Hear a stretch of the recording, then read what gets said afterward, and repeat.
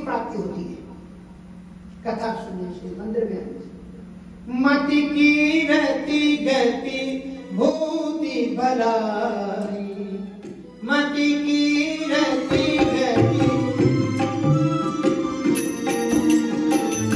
मति की रहती गति भूति भलाई, मति की रहती गति भूति भलाई, जो जिही जतन जहाँ जिही पार, सो जाना सदन संगत भाव, सो जाना सदन संगत भाव, लोक हुए देना आने उपहार।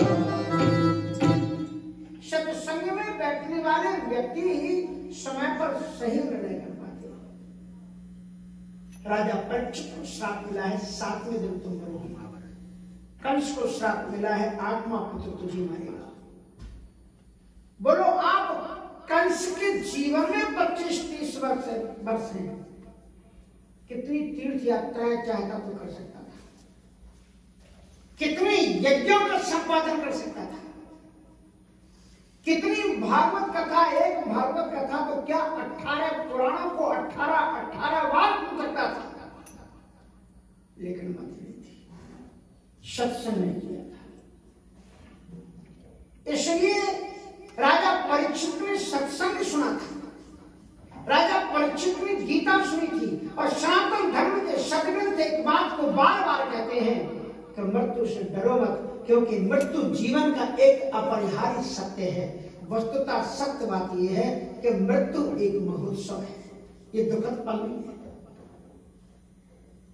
क्योंकि जब हम उत्साह और आनंद में भरते तो क्या करते हैं, अपने पुराने कपड़े, जैसे होली का त्योहार आता है, दीपावली का त्योहार आता है, तो क्या करते हैं, पुराने कपड़े उतार करके नए कपड़े, नए कपड़े पहनने का मतलब, पुराने कपड़े उतारने का मतलब क्या है, खुश होते हैं कि दुखी होते हैं? खुश होते हैं कि अब हमें नया कपड़ा मिलेगा पहनने के लिए, नया कपड़ा मिला के। श्री कृष्ण कहते हैं कि मृत्यु एक महोत्सव है, चोला बदलता है। वासांश जीर्णानि यथा विहार, नवानि गृह्णाति नरोपयाति, तथा शरीराणि विहाय अन्यानि संयाति नवानि देति। इसलिए परीक्षित को जब ये पता लगा कि मेरी मौत 7वें दिन होनी है, बोलो किसकी उपाय ज्यादा आसान था मरने से बचने के लिए? परीक्षित को श्राप यह है कि सांप मारेगा उसको, सांप काटेगा। सांप से बचने का उपाय वो कर सकता था, महलों में बंद हो जाता, चारों तरफ से पहरेदार लगा देता, कहां से घुसेगा चारों। हालांकि मृत्यु को कोई टाल नहीं सकता। श्रीमद् भागवत में अर्जुन ने बड़ा प्रयत्न किया है 11वें स्कंद को कभी पढ़ना, एक ब्राह्मण के बच्चे को बचाने के लिए कितने उसने उपाय किए। पिंजरा लगा दिया उसने चारों तरफ, जगह मैं हूं देखता हूं, कहते मौत घुस नहीं सकती इसमें। जैसे नहीं लोग कहते 25 राम जन्मभूमि जब होती तो कहते परिंदा भी पर नहीं मार सकता। तो क्या भव्य दिव्यतम मंदिर का निर्माण हो रहा है, समय आता है। योगी लोग यही करते हैं, महात्मा लोग यही करते हैं। अब जहां से भारतवर्ष में 2 योगी मिल गए थे तो ये करते, दिव्यतम भव्यतम मंदिर का जय श्री राम जय श्री। कहां? अयोध्या। संपूर्ण एक बड़ी आश्चर्य की बात होती है थाईलैंड में। थाईलैंड में भी सबसे बड़ी अयोध्या होती थी, क्योंकि थाईलैंड के लोग जब भारत गए, उनके पूर्वज राम थे, तो जब वहां गए और अयोध्या को देखा तो बोले ये अयोध्या है, ये छोटी सी अयोध्या। अभी भी आप हनुमानगढ़ी पर खड़े होकर के, अब तो खैर बहुत कुछ बदल गया, अभी जंगल जंगल नजर आता है, महात्माओं के अलावा कोई था नहीं। तो ये अयोध्या तुमको अच्छा नहीं लगा, उन्होंने थाईलैंड में जाकर के विशाल अयोध्या बनवाई, और वहां का जो राजा होता था राम कहलाता था। मतलब एक भारत के लिए कितनी शर्म की बात थी कि जिन राम का नाम सारी दुनिया में गूंजता है, उनकी नगरी ऐसी पड़ी हुई थी।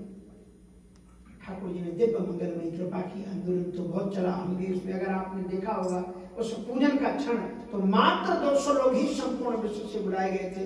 मुझे भी सौभाग्य मिला था पंक्ति में ही बैठने का। अगर आप न्यूज देख रहे होंगे तो उसमें देखा होगा। तो कहने का मतलब ये है कि ऐसा जो अब अयोध्या को देखो कितना परिवर्तन हो रहा है। जो राष्ट्र का व्यक्ति होता है सबसे पहले अपनी राष्ट्र की धरोहरों को सजाता है। सजाना चाहिए कि हमारा ये राष्ट्र है, हम स्वतंत्र हो गए। स्वतंत्रता के बाद में यदि अयोध्या नहीं सजेगी, वृंदावन नहीं सजेगा, हरिद्वार नहीं सजेगा तो फिर सजेगा क्या है? इनको ऊपर उजागर करो। तुम्हारे दिल्ली के नाम पर भारत नहीं जाते लोग। जो भी भारत में जाते हैं या तो वृंदावन के नाम से जाते हैं, अयोध्या के नाम से जाते हैं, हरिद्वार के नाम से जाते हैं, काशी के नाम से जाते हैं, और जिन पवित्र तीर्थों के नाम से लोग जाते हैं भारतवर्ष में, उन तीर्थों को सजाना चाहिए। इसलिए परीक्षित को ये मालूम है, हमको आपको गीता में सुनी हमें ये मालूम है कि मृत्यु जीवन का एक अपरिहार्य सत्य है। वी कांट चेंज इट, नहीं परिवर्तन। एक भी प्रयत्न परीक्षित ने नहीं किया। परीक्षित को जब ये पता लगा कि मेरी मृत्यु सर्प के काटने से होगी, वो खुद ही परिवार का परित्याग करके और कहाँ गया? कोई सेफ जगह में जाना चाहिए था उसको, और वो चला गया और नदी के किनारे जहां सर्प का निकलना बड़ा आसान था। बोलो, नदी के किनारे आज भी आप चले जाओ, जंगल ही वहां पर सुखतालू, दिल्ली से 250 किलोमीटर की दूरी, 150 किलोमीटर की दूरी पर है मुजफ्फरनगर के पास। आज भी जंगल है वहां पर, उस जगह पर जाकर के बैठे और वहां पर चिंतन किया। वही तत्कर्म गई हो विचिंते नाथ प्रथम सुबह। अरे कितना घृणित कर्म कर डाला एक ऋषि का मैंने अपमान किया। अद्यैव राज्यम बलवृद्धि कोशम प्रकोपितम ब्रह्म पुराणों में दहत्त भद्रस्य पुनर्नमे भूत पापी ऋषि धीर दुज देव। अगर आपसे किसी संत का, किसी महापुरुष का, पहले तो कोशिश करो कि अपमान ना हो, और अगर अपमान हो जाए तो प्रायश्चित करो। परीक्षित की तरह परीक्षित कहते हैं कि मैंने एक महात्मा का अपमान किया। अद्यैव राज्यम बलवृद्धि कोशम, मेरा सारा राज पाट वैभव धन संपदा परिवार जल करके खाक हो जाए, ताकि आज के बाद में मैं किसी भी सत्पुरुष का अपमान न करूं। और महात्मा जितने थे वो महात्मा सब परीक्षित के पास आ गए। जितने महात्मा थे सब परीक्षित थे, क्योंकि वो जानते थे धर्मात्मा है, इसमें जानबूझ करके गलती नहीं हुई है, कलयुग का पिता है। और सारे महात्माओं ने वहीं पर आसन जमा दिए। कहा राजन परीक्षित, तुम धर्मपरायण राजा रहे हो, तुमने ब्राह्मणों का, साधु संतों का, तीर्थों का, भगवान के मंदिरों का इतना निर्माण कराया है, इसलिए जब तक तुम्हारी मौत का अंतिम क्षण नहीं आता, हम सारे साधु तुम्हारे पास में बैठ करके भजन करेंगे, कीर्तन करेंगे, तुम्हें अकेला नहीं छोड़ेंगे। तुम धर्म करोगे तो धर्मो रक्षति रक्षिता, धर्म तुम्हारे पास आएगा। परीक्षित के लिए भगवान ने एक अवतार लिया। कौन सा अवतार लिया मालूम? वो भी आप ठीक करें। भगवान ने देखा कि इसके ऊपर प्रहार किससे हो रहा है। परीक्षित को प्रहार किससे किया गया? वाणी से, शस्त्र से नहीं। वाणी है, उसको सांप दिया गया, एक वाणी है, और उसके कारण उसकी मौत होने वाली है।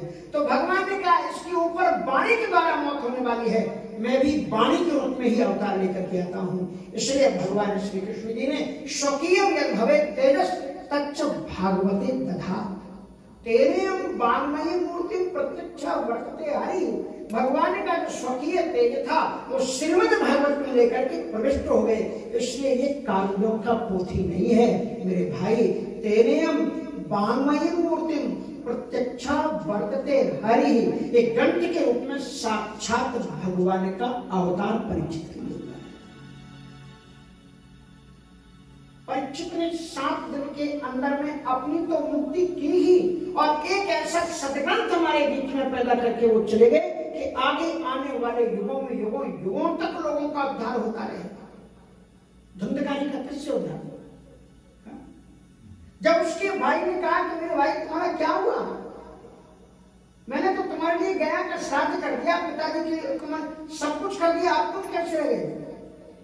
तो धुंधकारी ने रोते हुए कहा कि मेरे भाई गया श्राद्ध सतेनापि मुक्ति में न भविष्यति। मैंने ब्राह्मण होकर के इतने पाप किए हैं कि एक बार तो क्या तुम 100 बार भी जाकर के गया जी में श्राद्ध करो तो भी मेरी मुक्ति नहीं होगी। इसलिए उपाय मबरम किंचित कम विचारे संपूर्ण, कोई दूसरा उपाय मेरे लिए करो। आश्चर्य में पड़ गए महाराज।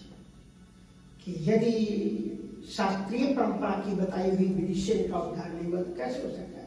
ब्राह्मण थे, गायत्री मंत्र का जाप करते थे, गायत्री मंत्र का जाप किया, सूर्य से आंखों को मिलाया, सूर्य की किरणों से आवाज आई। क्या आवाज आई? श्रीमद् भागवतान मुक्ति सप्ताहम वाचनम कुरु इत सूर्य बचा सर्वे धर्म रूपम तुभीश्वतम। सूर्य भगवान ने कहा कि श्रीमद् भागवतान मुक्ति, जिससे पापी प्राणी की उद्धार गया में 100 बार श्राद्ध करने के बाद में भी नहीं हुआ, इसकी मुक्ति होगी श्रीमद् भागवत से। श्रीमद् भागवतान मुक्ति सप्ताहम वाचनम कुरु इत सूर्य बचा सर्वैर धर्म रूपम त्रिविशतम। सूर्य भगवान की किरणों से निकले हुए उद्दीप्त इन वचनों को श्रवण करके जितने महात्मा थे सबने समर्थन किया। एवं सप्तदनश्चैव सप्त ग्रंथ वेदनम कृत्वा सद्वादश स्कंद श्रवणात् प्रेतताम जहु। और इस प्रकार 10वें स्कंद 11वें में कृत्वा सद्वादश स्कंद 12 स्कंद को श्रवण करते ही उसकी मुक्ति होगी भागवत कथा से। धन्या भागवती वार्ता प्रेत पीड़ा विनाशिनी, ऐसी ये भागवत की कथा है। तो परीक्षित ने ये कथा खुद भी सुनी और लोगों को भी लेकर के चले गए। 7 दिन के अंदर में काम किया। और कंस ने क्या किया? कंस ने अपने आप को मौत से बचाने के लिए न जाने कितने निरपराध छोटे छोटे जो शिशु थे, निरपराध जो गोदों में पल रहे शिशु थे, उन हजारों बालकों की हत्या करवाई और बाद में खुद भी मौत की घाट उतरा। बचा क्या? न यद भाभी न तद भाभी, भाभी चेत प्रथम था। हम लाख कोशिश कर लें लेकिन होगा वही तो ऊपर वाले को नहीं मिल रहा। तो कंस ने निर्णय लिया कि ब्रजमंडल में जितने भी बच्चे पैदा हुए सबको मरवा दिया जाए। तो कौन दे देगा अपने बच्चे को? लो मारो उसको। इसलिए पूतना को बड़ा सुंदर स्त्री का स्वरूप धारण करना आता था, उसको एक ड्यूटी दे दी गई कि तुम मातृ का रूप बना करके घरों में घुसो और झूठ मूठ वात्सल का दर्शन करके अकेले पाओ बच्चों को मारो। कंस क्या है? श्रीमद् भागवत कहते हैं कंस क्या है? अभिमान। ये जो श्रीमद् भागवत की जितनी कथा है ना, हमारे जीवन में घट रही है, पल प्रतिपल घट रही है।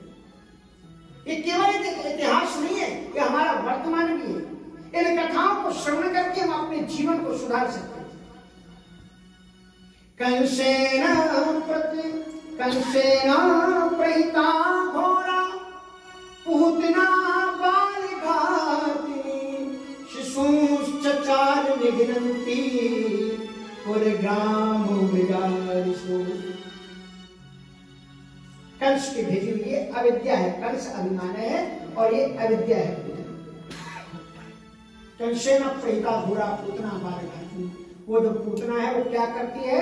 का शिशुश्चचार निघ्नन्ति पुरग्राम विदारिषु। यहाँ पर शब्द किया कि शिशुओं को चल रही है, माने बहुत बच्चों को सुना। ब्रजमंडल के डगर डगर नगर नगर गांव गांव में जा करके वो मृत्यु संगीत हो जाती और उसको देखने के लिए कौतूहल बस जब माताएं बच्चे को लेकर के आ जाती तो वहीं से मार के लगा देती कि किस घर में किस माँ के पास में वो बच्चा है। और फिर बाद में उनके पास में माँ का रूप धारण करके आती। और ब्रजवासी तो बड़े निरग थे, बड़े निश्चल थे और महाराज वो दे देते उसकी गोद में वो बच्चे को कर देते। ऐसे प्रकार से परिभ्रमण करते हुए नंद गांव में जा पहुंची और देखा कि ढोलक बज रही है और नित्य नव गीत गाए जा रहे हैं। वहां ढोलक बजती ही रहती थी। लाला का उत्सव मनाया ही जाता है। जियो श्याम लाला, जियो श्याम लाला, पीली तेरी पगड़ी रंग सारा। जियो श्याम लाला, जियो श्याम लाला, पीली तेरी पगड़ी रंग सारा। और जियो श्याम लाला, जियो श्याम लाला,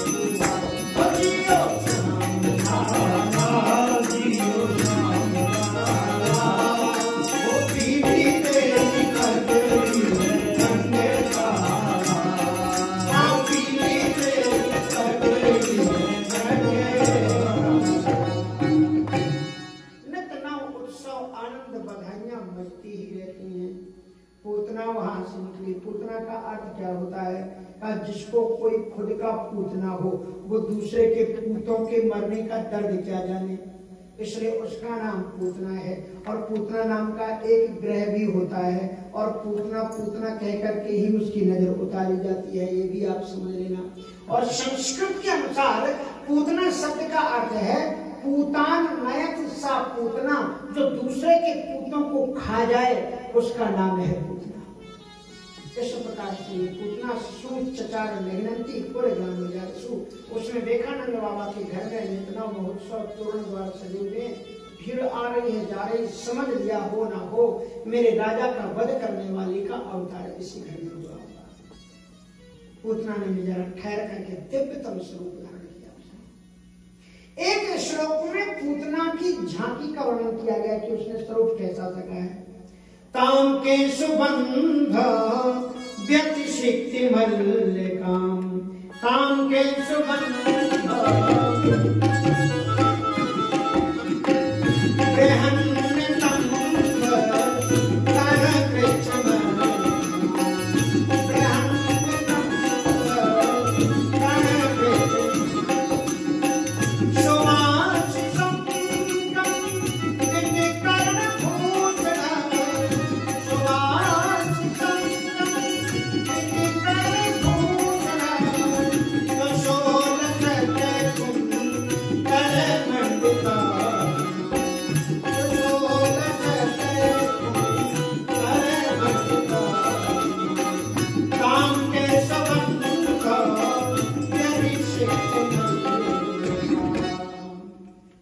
ने बहुत सुंदर दिव्य स्वरूप धारण किया है। उसकी चोटी उसने बड़ी सुंदर गुथी है, उसमें मालती की माला उसने गुथी हुई है, सुंदर इत्र का उसने अपने ऊपर अभिषिंचित किया हुआ है, सुगंधित करती हुई दिशा से चली जा रही। ताम के सुगंध विशाल वक्षस्थल पर स्वर्ण का बड़ा हार उसने धारण किया हुआ है। चलते समय उसके कानों के कुंडल हिलते हुए बड़े सुशोभित हो रहे हैं। उसकी कमर अत्यंत क्षीण पतली बनी हुई है, शोभित करती हुई आगे को चलती है। जब उसके सौंदर्य का वर्णन किया तो किसी साधक ने सुखदेव जी से पूछ दिया कि महाराज ये तो राक्षसी है, इस राक्षसी के सौंदर्य का वर्णन करने की क्या जरूरत है? अरे भगवान का वर्णन करें वंश को विष्णु करा नवनिर्दाभा पीतांबरा दंडविभा, ये राक्षसी का वर्णन क्यों कर रहे? तो इसका उत्तर आपको सुंदरकांड में मिलेगा। सुंदरकांड का पाठ आज हुआ है। सुंदरकांड का पाठ आप करते नाना अखाड़ ग्रह बोली एक एक अंतर नहीं कर जितने नगर 24 बाद में क्या कहा? लागी तुलसीदास इनकी, लागी तुलसीदास इनकी, कथा कछु एक है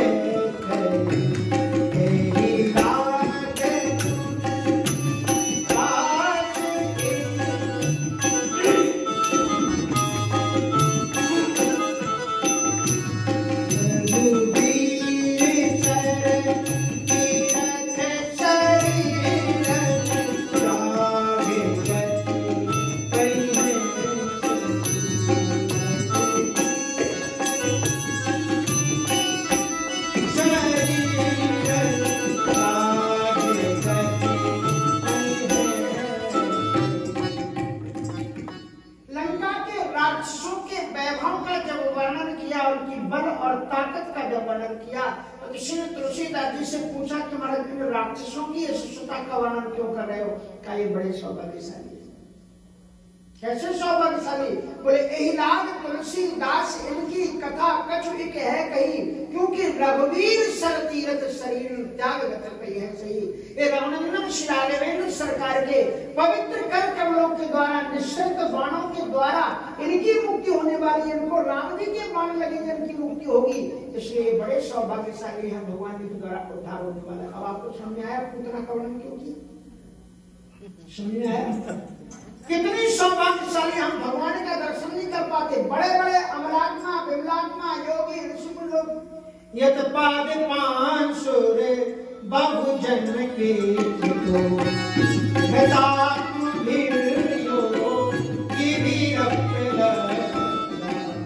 यत पाद पांसुर बहु जन्म के